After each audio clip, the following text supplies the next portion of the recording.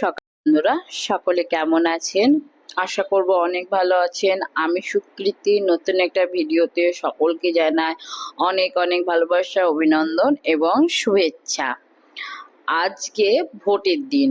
সকাল সকাল বাড়ি গিয়ে দেখি মা কাজ করতে ব্যস্ত, আর আমার ছেলেদিকে দিদিম কি করছে তাই দেখছে। ঘুম থেকে উঠে চোখ মুখ ধুয়ে পরিষ্কার হয়ে চলে আসি রান্নাঘরে। মা বলল আজকে যেহেতু সকালবেলায় ভোট দিতে যাব, তাই সামান্য কিছু কর, খেয়ে দিয়েই চলে যাব, এসে তখন রান্না বান্না করব। তাই এখানে মুসুরি সিদ্ধ বসিয়ে দিয়েছি আমি।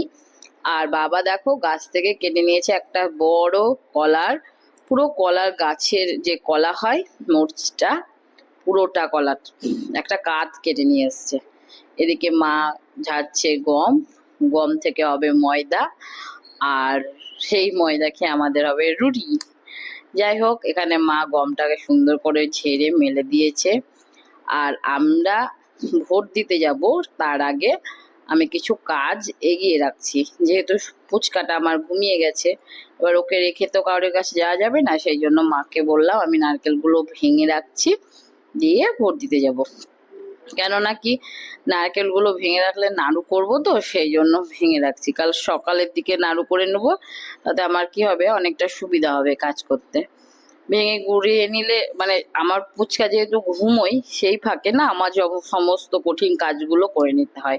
তাতে কি হবে, ও আমাকে বিরক্ত করবে না, আর আমার কাজগুলো হয়ে যাবে। এইভাবে আমি নারকেলগুলো সব ভেঙে নিলাম।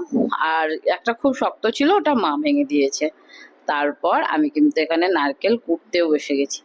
তো এই নারকেল কুটতে কুটতে আমার কোমরে আর পিঠে কি ব্যথা শুরু হয়ে গেছিল হঠাৎ করে। দিয়ে না মাকে বলছিলাম আমার খুব কোমরে পিঠে ব্যথা করছে। আর এদিকে দেখো এতগুলো নারকেল কুড়ে আমার হাতগুলো লাল হয়ে গেছে।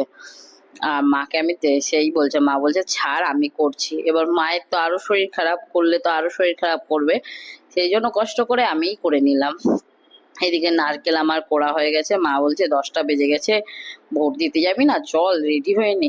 আমি বললাম যে ঠিক আছে, এই কাজটা কমপ্লিট করে নি, দিয়ে তখন যাব ভোট দিতে। তাহলে মা বললো ঠিক আছে, নাড়ুগুলো করেই নি, দিয়ে যাব। নারকেলটা অনেকদিন হয়েছে পাড়া, কিন্তু আর কিছু করা হচ্ছিল না। মা তো একা একা সব পারে না করতে, ওই জন্য মা কিছু বানালে আমাকে ডাকে, আমি যাই, তখন মা আমি দুজনে মিলে হাতে হাতে করে নিই। তাতে কি হয়, মায়েরও কাজটা অনেক সহজ হয়ে যায়, আবার আমারও কাজগুলো হয়ে যায়। এদিকে জামা কাপড়গুলো মেলে দিয়েছি মা রোদ্রে। আর আমাদের বাড়িতে হরিনাম করতে এসেছিল একজন, যেগুলো ভিক্ষা করে না, ভিক্ষা করতে এসছে। আর এদিকে মা বললো তাহলে তুই কর বাকিটা, আমি ওইদিকে ভিক্ষা দিই। সেই জন্য আমাদের গ্রামের দিকে এগুলো কিন্তু এখনো খুব প্রচলিত আছে, শহরে সেরকম নেই বললেই হয়, গ্রামের মানুষজন কিন্তু এরকম হয়। তারপর দেখো এখানে আমরা রেডি হয়ে নিয়ে ভোট দিয়ে চলে এলাম। মানে ভোট দেওয়ার সময় তো ফোন নিয়ে যাওয়া যায় না, না, সেই জন্য আর ফোনটা নিয়ে যাওয়া হয়নি। আর এদিকে দেখো ভোট দিয়ে চলে এলাম, এখানে ভোট দিয়েছি তার প্রমাণ। তারপর ওদিকে মা করছে রান্না, আর আমি এগুলো সার্ভ করে, মা বললো যে আজকে হবে খাসির মাংস। তাই মা বললো ভালো করে মাংসটা ধুয়ে দে আর ম্যারিনেট করে রেখে দে, তারপরে আমি রান্না বান্না করব।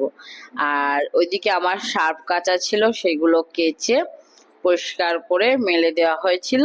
আর এখানে দেখো মাংসগুলো আমি ধুতে বসে গেছি।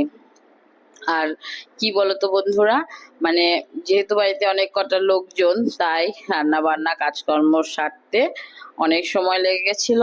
আর সন্ধ্যার দিকে আমাদের গ্রামে মানে মন্দিরে হরিনাম হয় এই বৈশাখ মাসে। 1 মাস ধরে সবাই মিলে কিন্তু যারা হরিনাম গায় তারা হরিনাম করে।